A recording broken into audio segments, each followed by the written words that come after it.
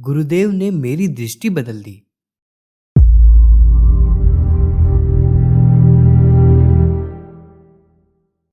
दिसंबर का महीना था।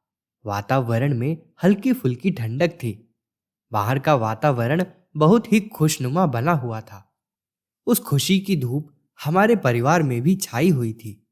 हमारी अधीर प्रतीक्षा को विराम देते हुए नए नर्स ने आकर सूचना दी, लड़का हुआ है। हम सभी के चेहरे खुशी से खिल उठे। चूंकि बच्चा सिजेरियन विधि से हो रहा था, इसलिए हम सभी चिंतित थे। नर्स के पीछे पीछे एक हृष्ट-पुष्ट बच्चे को हाथों में लिए परिचारिका आई। उसके हाथ में बंधे नंबर टैग को दिखाते हुए नर्स ने कहा, इस नंबर को याद रखेंगे। अभी हम उसे आंख भर देख भी नहीं पाए थे कि परिचारिका उसे लेकर अंदर चली गई। साथ के सभी मित्र परिजन एक दूसरे को बधाई देने लगे। किसी ने मिठाई मंगवाने की फरमाइश की। इनकार का सवाल ही नहीं था। मैंने जेब से तत्काल रुपए निकालकर दे दिए।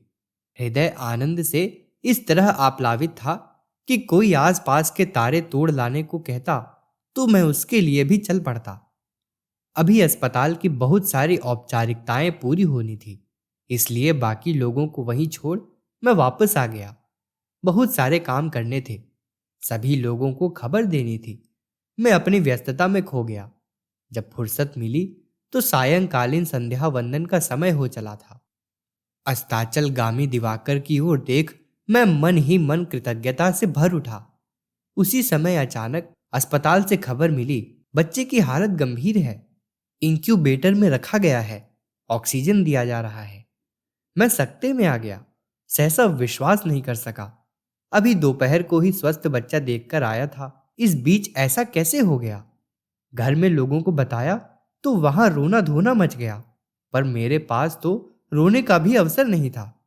मैं भागता हुआ अस्पताल पहुंचा। वहां डॉक्टरों ने बताया, बच्चे की नाक और मुंह से पानी आ रहा है, सांस लेने में कठिनाई हो रही है। हम हर संभव प्रयास कर रहे हैं। ईश्वर से प्रार्थना कीजिए कि हमारा प्रयास सफल हो। अभी 72 घंटे के बाद ही कुछ कहने की स्थिति बन पाएगी। चिंतित होकर मैंने माताजी की ओर देखा। वे लोग भी चिंतित थे, पर उन्हें अपने गुरु पर अटूट भरोसा था। माता पिता गुरुदेव आचार्य श्रीराम शर्मा से दीक्षित थे। मेरा मनोबल बढ़ाते हुए पिताजी ने कहा, बेटा चिंता मत कर, गुरुदेव जो करेंगे भले के लिए ही करेंगे। आज इन पंक्तियों को लिखते हुए मेरी आंखें नम हो रही हैं, पर उस रात मैं रोया नहीं था। पिताजी के कहे वे शब्द मेरे अंतर में उतरते चले गए। गहन अंतराल में कहीं ये शब्द बार बार बज रहे थे। इन्हीं शब्दों में डूबते उतराते खुली आंखों में ही रात बिता दी।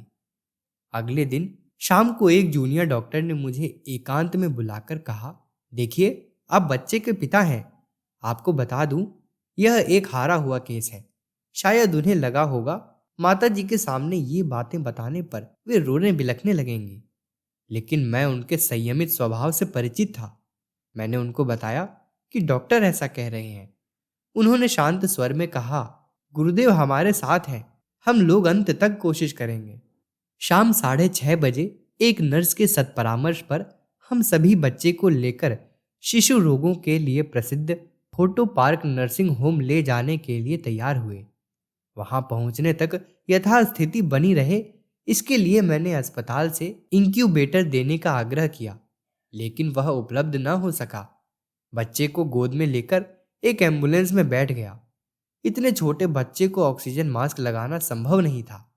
एक नर्स ने थिस्ल टिप के बदले कागज का टिप बनाकर ऑक्सीजन पाइप को उसमें लगाकर मुझे पकड़ाते हुए कहा, इसे बच्चे के नाक के पास पकड़े रहें। एम्बुलेंस तेजी से बढ़ती जा रही थी। सभी अन्य वाहन उसे रास्ता छोड़ते जाते। मैं बच्चे को एकटक निहार रहा था। कैसे निस्तब्ध सा पड़ा है मेरी गोद में, इससे आगे मैं सोच नहीं पाता। पीछे की सीट पर माँ और पिताजी बैठे थे। उनके मौन जप का क्रम निरंतर जारी था। गुरुदेव के प्रति उनकी अपार श्रद्धा ही शायद मेरे बच्चे का जीवन लौटा लाए। मैंने भी आंखें मूंद ली। हे गुरुदेव, इतने छोटे बच्चे को इतना कष्ट क्यों? मन ही मन इतना कहते हुए मेरी आंखों में आंसू छलक आए और एक बूंद टपक कर बच्चे के देह पर गिरा। यही वह क्षण था पूरे अंतर मन को मथता हुआ एक विचार कौंधा। जितने अपनेपन से मैं इस बच्चे के लिए प्रार्थना कर रहा हूं, सबके लिए प्रार्थना करते समय भी मुझ में इतना ही अपनापन होना चाहिए। इस विचार तरंग के बाद रुलाई स्वतः बंद हो गई। मन जैसे कोई अवलंबन पाकर निश्चिंत सा हो गया कि सबका भला बुरा देखने वाला एक है, जो होगा अच्छा ही होगा। इन्हीं विचारों के उधेड़ बुन में एम्बुलेंस पार्क नर्सिंग होम पहुंच गई। वहां पहुंचते ही बच्चे को जांच के लिए उपयुक्त कक्ष में ले जाया गया। 15 मिनट बाद हमें बताया गया कि बच्चे का एक नासा छिद्र पूरा बंद है और एक आंशिक रूप से खुला हुआ है। नाक मुंह से पानी बहने का यही कारण है।